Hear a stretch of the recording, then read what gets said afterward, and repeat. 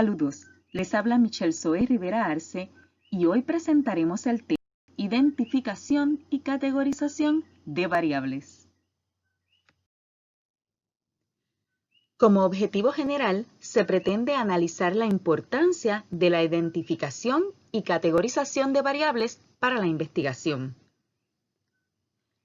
Los objetivos específicos son fundamentar las características más importantes de estos procesos, analizar el procedimiento o las consideraciones para identificar y categorizar las variables y finalmente aplicar las consideraciones estudiadas. Es indispensable entender lo que es una variable. Las variables o conceptos son una propiedad que puede fluctuar y la variación entre ellas es susceptible de medirse y también de observarse. Pueden ser características o atributos de personas, de fenómenos, de organismos, de hechos, de eventos, de sistemas, de materiales, básicamente también de seres vivos. Y estas pueden ser medidas y pueden ser observadas. Las variables adquieren valor para la investigación científica cuando se relacionan con otras variables. Básicamente es decir, cuando forman parte de una hipótesis o de alguna teoría. Eso también le llamamos constructos o construcciones hipotéticas. Algunos ejemplos de variables pueden ser el género, la motivación intrínseca, el atractivo físico, el aprendizaje, la religión, la agresividad y hasta la inteligencia. Es necesario entender la función de las variables dependiendo del estudio. En los estudios cuantitativos se plantean relaciones entre las variables y la finalidad del objetivo principal básicamente es arribar a algún tipo de proposición precisa y hacer alguna recomendación específica. Básicamente en los estudios cuantitativos se mide variables. Cuando hablamos de estudios cualitativos, el alcance es comprender el fenómeno que hemos llamado, ¿verdad?, un fenómeno complejo, objeto de estudio. El énfasis en el tipo cualitativo no está en medir las variables del fenómeno bajo estudio, sino en entenderlo. ¿Qué relación existe entre la recolección de datos y las variables?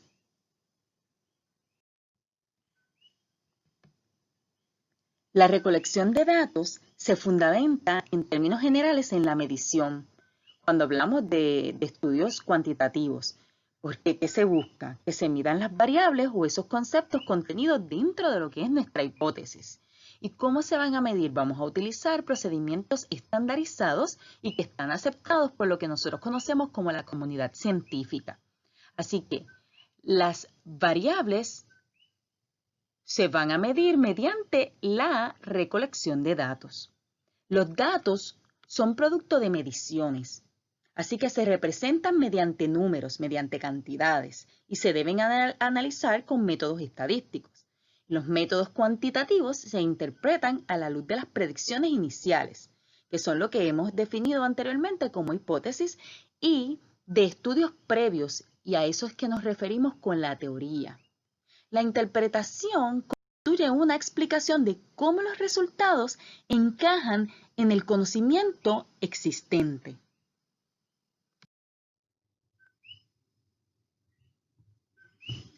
Las variables pueden clasificarse de acuerdo a la naturaleza entre cuantitativas y cualitativas, de acuerdo al valor de la medición entre nominales ordinales de intervalo o de razón, y en aspecto de la dependencia se pueden clasificar en variables independientes, dependientes o intervinientes.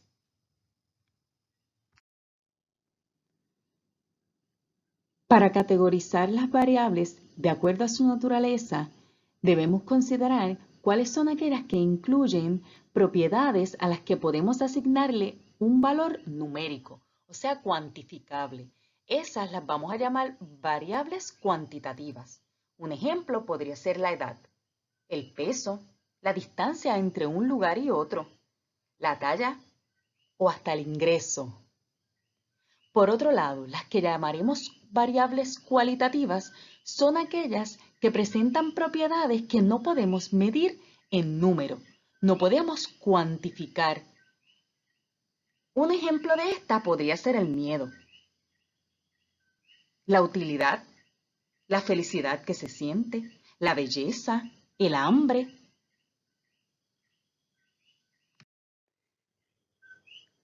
Cuando hablamos de categorización, según la valoración de medición, vamos a pensar en que las vamos a categorizar en variables nominales y variables ordinales. También, a pesar de que vamos a discutir estas dos primero, debemos considerar que tenemos que categorizarlas entre variables de intervalo y razón. Cuando hablamos de variables nominales, pues son aquellas que no van a tener un orden ni una jerarquía específico, porque básicamente se clasifica en una categoría o en dos categorías. Ejemplo de esto podría ser, porque ya que no existe ninguna diferencia entre esas variables, podría ser el género de una persona, o femenino o masculino. O, por ejemplo, el partido al que pertenece, o es de un partido, o del otro, o del otro. Lo categoriza, sin haber un orden específico ni ningún tipo de jerarquía, como explicamos anteriormente. En el caso de una variable ordinal, pues sí, hay varias categorías y mantienen un orden de mayor a menor. Es un orden específico, de alguna manera le podríamos decir que es una posición jerárquica. Así que las etiquetas o los símbolos de las categorías, ¿verdad? Van a simbolizar esa jerarquía. Podríamos hablar de cuando le pedimos a una persona que se identifique como el presidente, el vicepresidente de la empresa, el gerente, el supervisor o el empleado, porque eso requiere que haya un orden específico jerárquico. Continuamos con la categorización de las variables de acuerdo a la valoración de medición. En este caso, vamos a mencionar las de intervalo y las de razón. Cuando hablamos de las de intervalo, estas básicamente tienen unos intervalos iguales en la medición. O sea que las distancias entre las categorías son las mismas, no tienen diferencia alguna, a lo largo de toda la escala que se va a utilizar para investigar en el instrumento. Hay un intervalo que es constante, que es el mismo. Ejemplo, una unidad de medida. Y en este caso, el cero se utiliza de manera arbitraria, o sea que el cero no es real, es que se utiliza arbitrariamente. Un ejemplo de esto podría ser los problemas en una prueba de matemática, siempre y cuando todos los problemas sean de la misma dificultad, del mismo nivel de dificultad.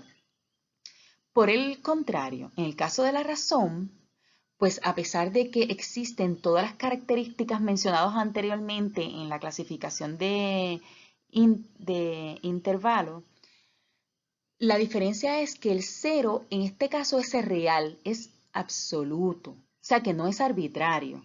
Y ese ser absoluto lo que implica es que no está, que no existe, que hay una ausencia de esa medida de la que se está hablando. Un ejemplo podría ser el ingreso de una persona en un trabajo. Pues si la persona selecciona el cero, es que es cero ingreso. No es arbitrario, no es algo irreal, no es real, es que no tiene ingreso, es que careces, es la inexistencia.